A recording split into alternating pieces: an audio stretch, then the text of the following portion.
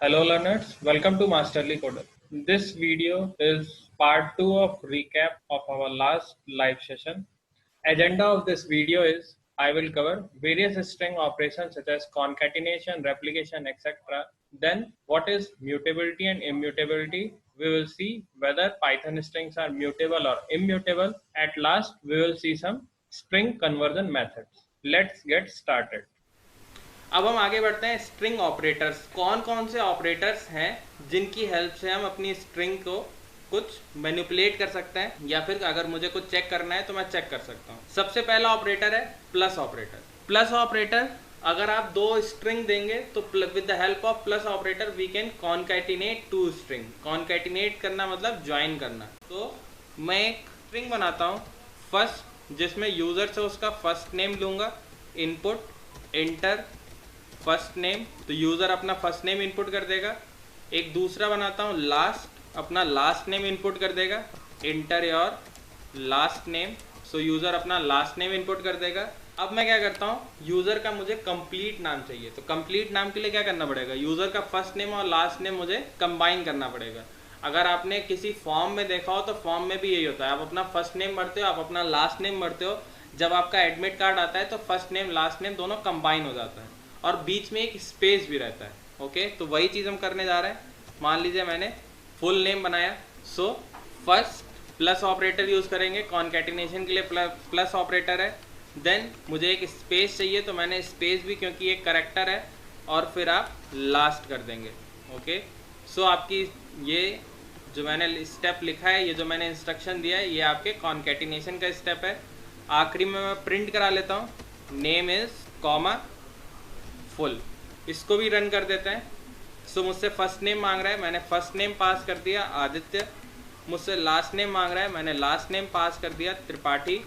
और ये आपकी स्ट्रिंग जो है कंप्लीट आ गई। जो हमने कॉन्कैटिनेशन फुल किया था वो यहाँ पे आपको दिख रहा है, आदित्य है, स्पेस है और त्रिपाठी है।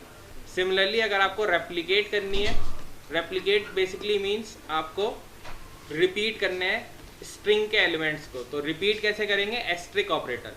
एस्ट्रिक भी एक आपका ऑपरेटर ओवरलोडिंग है। अगर मैं दो नंबर दे दूं, दो न्यूमेरिक डेटा टाइप दे दूं, तो ये हमको मल्टीप्लिकेशन दे देगा।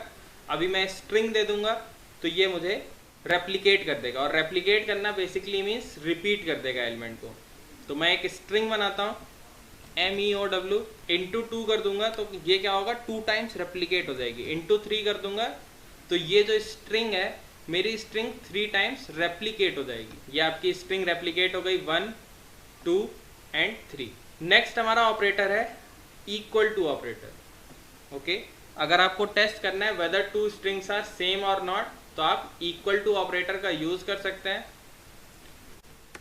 Does not equal to true आ रहा है क्योंकि first is not equal to last. ना, एक इंटरेस्टिंग ऑपरेटर है मेंबरशिप ऑपरेटर, और दूसरा इंटरेस्टिंग ऑपरेटर है आइडेंटिटी ऑपरेटर। मेंबरशिप ऑपरेटर दो होते हैं, इन and not in. Basically membership operator करता क्या है, check for test of membership of substring in given string.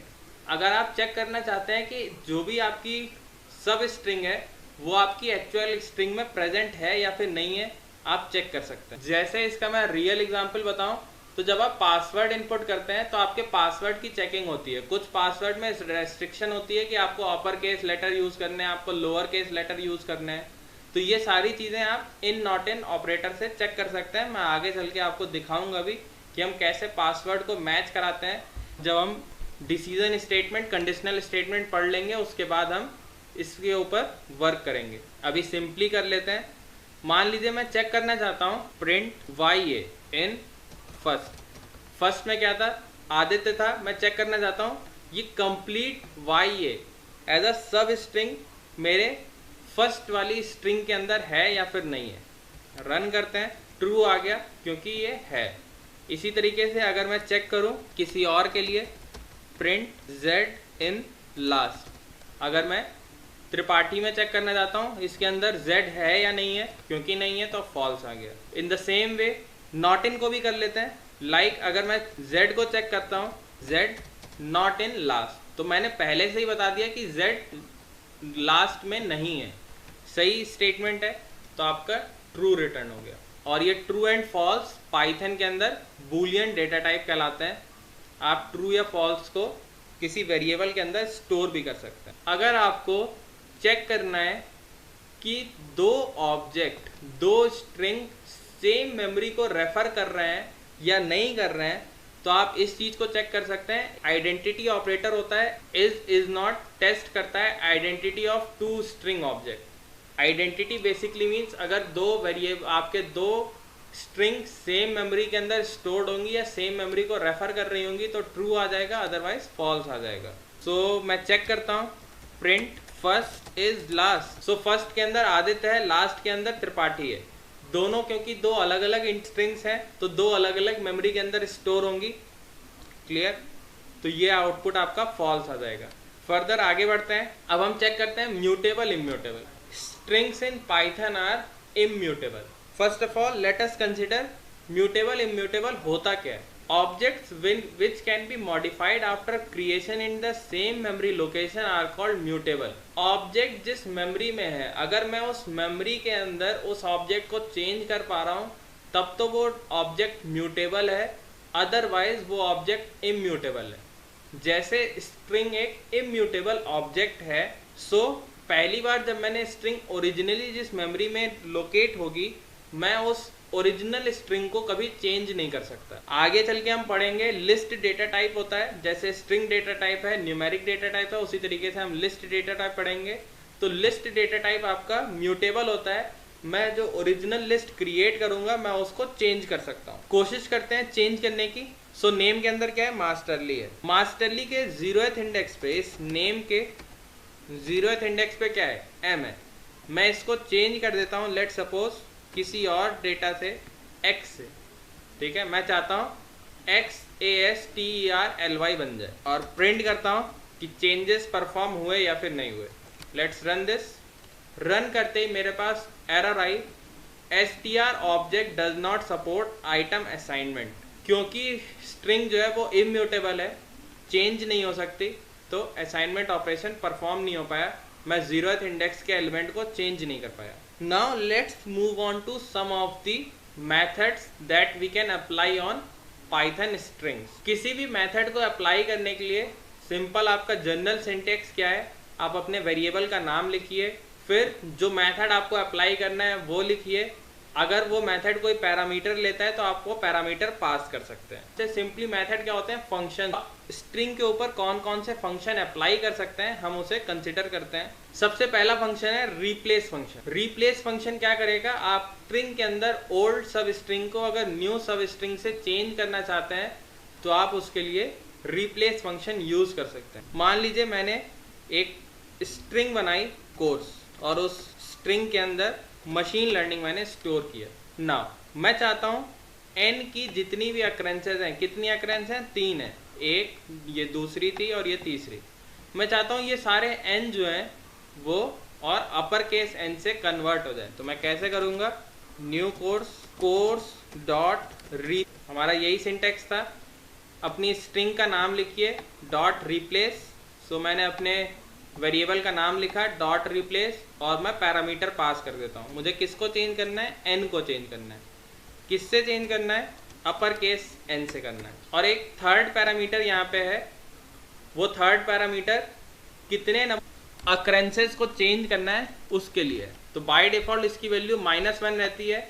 -1 का मतलब है जितनी भी अक्रेंसेस होंगी ये सारी अक्रेंसेस आपकी रिप्लेस हो जाएंगी। जितनी भी ओल्ड सब स्ट्रिंग की अक्रेंसेस होंगी वो न्यू सब स्ट्रिंग से चेंज हो जाएंगी। तो रन करते हैं, प्रिंट करा लेता हूँ मैं न्यू कोर्स और आपको दिख रहा है n की जितनी भी अक्रेंसेस थी वो सारी अक्रेंसेस आपकी अपर केस n से कन्वर्ट हो चुकी है।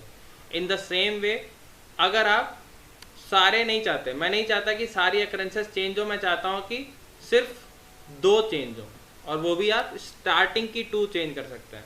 सो मैं थर्ड पैरामीटर भी पास कर दूंगा। लेट सपोज n कोर्स, इस वेरिएबल का नाम कर देते हैं कोर्स डॉट रिप्लेस। मैं लोअर केस n को अपर केस n से करना चाहता हूँ और कितने नंबर ऑफ टाइम्स ये रिप्लेसमेंट होगी, 2 बार होगी। प्रिंट भी कर लेते हैं, सिर्फ फर्स्ट 2 अक्रेंसेस ही n लोअर केस n की अपर केस n में कन्वर्ट हो गई। ये थर्ड अक्रेंस जो थी ये कन्वर्ट नहीं हुई क्योंकि हमने नंबर ऑफ रिप्लेसमेंट को डिफाइन कर दिया था। By default number of replacement की वैल्यू -1 रहती है, इसलिए all occurrences will get changed. अगर हमने नंबर ऑफ अकरेंसेस बता दी तो उतनी नंबर ऑफ अकरेंसेस सिर्फ रिप्लेस होंगी। नाउ यहाँ पे आपको लग रहा होगा कि मैंने स्ट्रिंग को चेंज कर दिया, और जस्ट अभी मैंने आपको बताया था स्ट्रिंग तो इम्यूटेबल होती है। सो मैंने आपको ये भी बताया था म्यूटेबल इम्यूटेबल में अगर आपसे इंटरव्यू में क्वेश्चन पूछा जाता है तो कोई आपको कंफ्यूज कर सकता है। पहले आपसे कहेगा स्ट्रिंग म्यूटेबल है कि इम्यूटेबल, क्योंकि आपने पढ़ा हुआ है तो आप इम्यूटेबल कहोगे। फिर वो कहेगा आप रिप्लेस फंक्शन से अपनी स्ट्रिंग को चेंज तो कर सकते हैं। मैं ओरिजिनल स्ट्रिंग को चेंज नहीं कर रहा। ये रिप्लेस फंक्शन क्या करता है, कॉपी क्रिएट करता है आपके स्ट्रिंग की, देन चेंजेस परफॉर्म करता है। सो कॉपी क्रिएट करने का क्या मतलब है, अगर मैं चेक करूं memory address of these two same है, अगर मैं कोर्स को प्रिंट करूं तो कोर्स अभी भी सेम मशीन लर्निंग है, जो भी चेंजेस परफॉर्म हुए वो न्यू मेमोरी लोकेशन पे हुए थे, और आपके चेंजेस आपको यहाँ पे रिप्रेजेंट हो रहे हैं। So always consider string immutable होती है।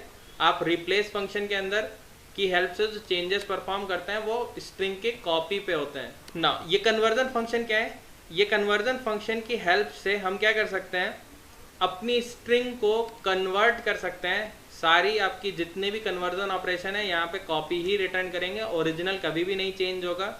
सबसे पहले है अपर फंक्शन। ये अपर फंक्शन क्या करता है, रिटर्न करेगा copy of string converting all lower case letter of the string to upper case. मान लीजिए मैंने एक स्ट्रिंग बनाई x और उसके अंदर मैंने मास्टरली लिख दिया।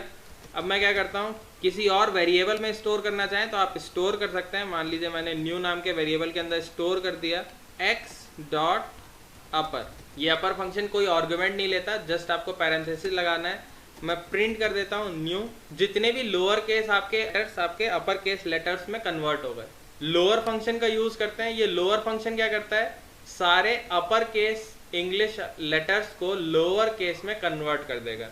अगेन x वाले वेरिएबल का यूज करता हूँ, print x dot lower. Run करते हैं इसको, ठीक है। देखिए आपके अपर केस m अपर में था एक्चुअल के अंदर, और अब ये m जो है लोअर में हो गया। इसी तरीके से बाकी सारे लेटर जो भी अपर केस में थे वो लोअर केस में कन्वर्ट हो गए। नेक्स्ट आपका फंक्शन है स्वैप केस। ये स्वैप केस फंक्शन क्या करता है, इंटरचेंज कर देता है आपके लेटर के केस को। जो लोअर केस होंगे वो अपर केस में कन्वर्ट हो जाएंगे, जो अपर केस होंगे वो लोअर केस में कन्वर्ट हो जाएंगे। Print x dot swap case. So swap case करने से क्या हुआ, आपका m जो था वो अपर केस में था। अब देखिए जो जो आपके लेटर्स अपर केस में थे वो सारे लेटर्स लोअर केस में कन्वर्ट हो गए। कैपिटलाइज फंक्शन देखते हैं। ये कैपिटलाइज फंक्शन क्या करता है, return copy of string. First letter को चेंज कर देगा, आपके स्ट्रिंग के अपर केस में कन्वर्ट कर देगा। लेट सपोज मैं एक स्ट्रिंग बनाता हूँ, सेन नाम का एक सेंटेंस लिखते हैं, this is beautiful. Sen dot capitalize LIZE।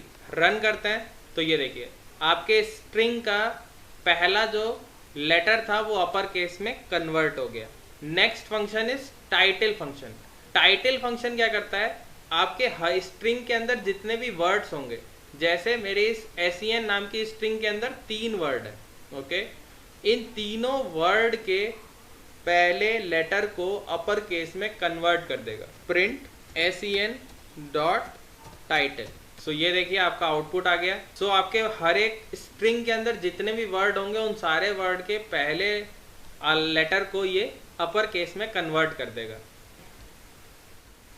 For latest video and live session updates, subscribe to my channel, hit the bell icon for instant notification. You can connect with me on various other platforms. Links are in the description below. Thank you.